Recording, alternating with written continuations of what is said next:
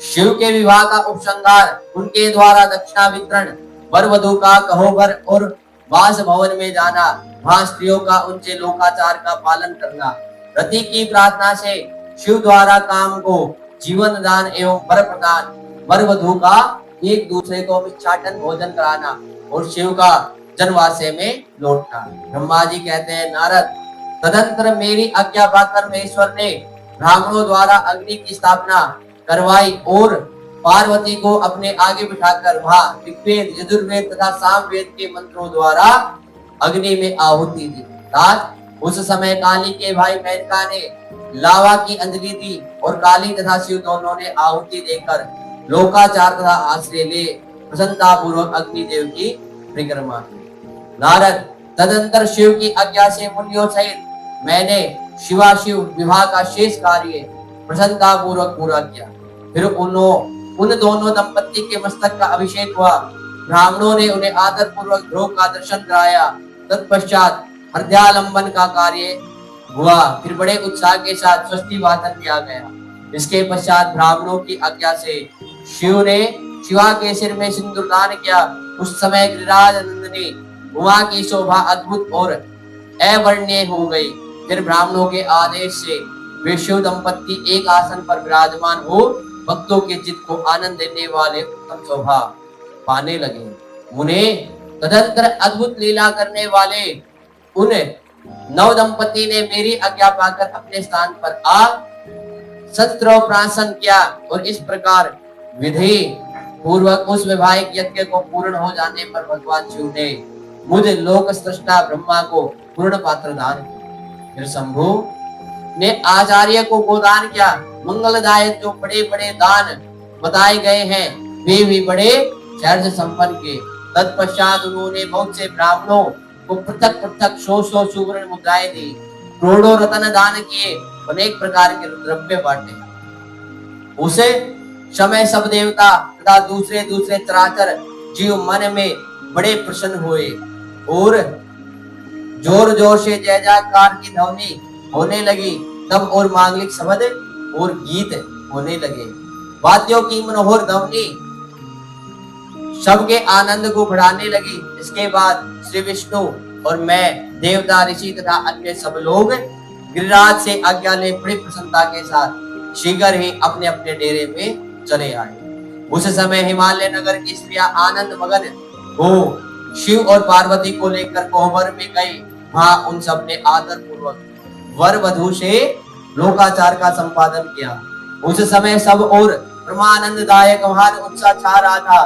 तदंतर वे स्त्रियां उन लोक कल्याणकारी दंपति को साथ ले परम दिव्य वास भवन कौतुकागार में गई और वहां भी प्रसन्नता पूर्वक लोकाचार का संपादन किया। इसके बाद गिरिराज के नगर की स्त्रियों ने समीप आकर मंगल कृत करके उन नव दंपति को केली ग्रह में पहुंचाया और जय ध्वनि करती हुई उनके गठबंधन की गांठ खोलने आदि का कार्य संपन्न किया।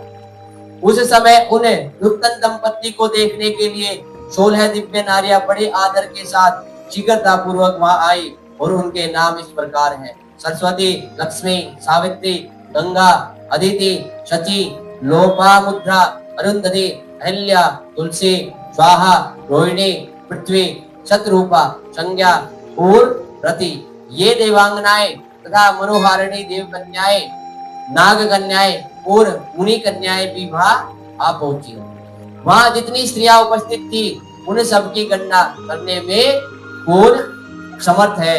और उनके दिए हुए रतन में सिंहासन पर भगवान शिव प्रसन्नता पूर्वक बैठे। उस समय उन्होंने शिव से नाना प्रकार की विनोद पूर्ण बातें कही। तदंतर प्रसन्नचित हुए महेश्वर ने अपने पत्नी के साथ भिक्षाटन भोजन और आचमन करके कपूर डाला हुआ पान खाया। इसी अवसर पर अनुकूल समय जान प्रसन्न हुई रति ने दीन वत्सल भगवान शंकर से कहा, भगवान पार्वती का पानी ग्रहण करके आपने अत्यंत दुर्लभ सौभाग्य प्राप्त किया है। बताइए, मेरे प्राणनाथ को जो सर्वदा स्वार्थ रहित थे आपने क्यों भस्म कर डाला? अब यहाँ मेरे पति को जीवित कीजिए और अपने अंतःकरण में काम संबंधी व्यापार को जगाइए। आपको और मुझको जो समान रूप से वियोग जनित संताप प्राप्त हुआ है उसे दूर कीजिए। महेश्वर, आपके इस विवाह उत्सव में सब लोग सुखी हुए हैं, केवल मैं ही अपने पति के बिना दुख में डूबी हुई हूँ। देव शंकर प्रसन्न होइए और मुझे स्नात कीजिए। दीन बंधु परम प्रभु, अपनी कही हुई बात को सत्य कीजिए। चराचर प्राणियों सहित तीनों लोकों में आपके सिवा दूसरा कौन है जो मेरे दुख का नाश करने में समर्थ हो। ऐसा जानकर आप मुझ पर दया कीजिए। दिनों पर दया करने वाले नाथ, सबको आनंद प्रदान करने वाले, अपने अपने इस विवाह उत्सव में मुझे भी उत्सव संपन्न बनाइए। मेरे प्राणनाथ के जीवित होने पर ही अपनी प्रिया पार्वती के साथ आपका सुंदर विहार परिपूर्ण होगा, इसमें संशय नहीं है। सर्वेश्वर, आप सब कुछ करने में समर्थ हैं, क्योंकि आप ही परमेश्वर हैं। या अधिक कहने से क्या लाभ। सर्वेश्वर, आप शीघ्र मेरे पति को जीवित कीजिए। ऐसा कहकर रति ने गांठ में बंधा हुआ कामदेव के शरीर का वसम शंभु को दे दिया और उनके सामने हा नाथ कहकर रोने लगी। रति का रोदन सुनकर सरस्वती आदि सभी देवियां रोने लगी और अत्यंत दीन वाणी से बोली, प्रभु, आपका नाम भक्तवत्सल है, आप दीन बंधु और दया के सागर हैं। अतः काम को जीवन दान दीजिए और रति को उत्साहित कीजिए। आपको नमस्कार है। ब्रह्मा जी कहते हैं, नारद, उन सबकी यह बात सुनकर महेश्वर प्रसन्न हो गए। उन करुणा सागर प्रभु ने तत्काल ही रति पर कृपा की। भगवान शूलपाणी की अमृत में दृष्टि पड़ते ही पहले जैसे रूप, वेश और चिन्ह से युक्त अद्भुत मूर्तिधारी सुंदर कामदेव उस वसम से प्रकट हो गए। अपने पति को वैसे ही रूप आकृति, मंद और मुस्कान और धनुष बाण से युक्त देख रति ने महेश्वर को प्रणाम किया। वह कृतार्थ हो गई और उसने प्राणनाथ की प्राप्ति कराने वाले भगवान शिव का अपने जीवित पति के साथ हाथ जोड़ बारंबार स्तवन किया। पत्नी सहित काम की हुई स्तुति को सुनकर दया हृदय भगवान शंकर अत्यंत प्रसन्न हुए और इस प्रकार बोले। शंकर ने कहा, मनोभव, पत्नी सहित तुमने तो स्तुति की है, उससे मैं बहुत प्रसन्न हूँ। स्वयं प्रकट होने वाले काम तुम वर मांगो, मैं तुम्हें मनोवांछित वस्तु दूंगा। शंभु का यह वचन सुनकर कामदेव महान आनंद में निमग्न हो गया और हाथ जोड़ मस्तक झुकाकर गदगद वाणी में बोला। कामदेव ने कहा, देव देव महादेव, करुणा सागर प्रभु, यदि आप मुझ पर प्रसन्न है तो मेरे लिए आनंददायक हुई। प्रभु, पूर्व काल में मैंने जो अपराध किया था उसे क्षमा कीजिए और स्वजनों के प्रति परम प्रेम और अपने चरणों की भक्ति दीजिए। कामदेव का यह कथन सुनकर परमेश्वर शिव प्रसन्न हो बोले, बहुत अच्छा। इसके बाद उन करुणानिधि ने हंसकर कहा, महामदे कामदेव, मैं तुम पर प्रसन्न हूँ, तुम अपने मन से भय को निकाल दो। भगवान विष्णु के पास जाओ और इस घर से बाहर ही रहो। तदंतर काम शिव जी को प्रणाम करके बाहर आ गया। विष्णु आदि देवताओं ने उसे आशीर्वाद दिया। इसके बाद भगवान शंकर ने उस वास भवन में पार्वती को बाएं बिठाकर मिष्टान भोजन कराया और पार्वती ने भी प्रसन्नता पूर्वक उनका मुंह मीठा किया।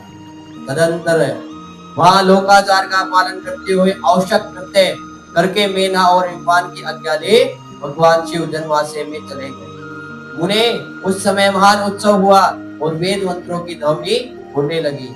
लोग चारों प्रकार के बाजे बजाने लगे। जनवासे में अपने स्थान पर पहुंचकर शिव ने लोकाचार वश मुनियों को प्रणाम किया।